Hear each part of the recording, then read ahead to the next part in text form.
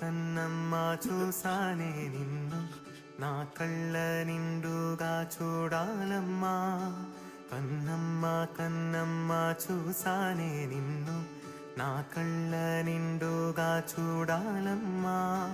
కన్నీరేమో గంగై పొంగి మూగనైపోయానే ఇన్నాళ్ళుగా.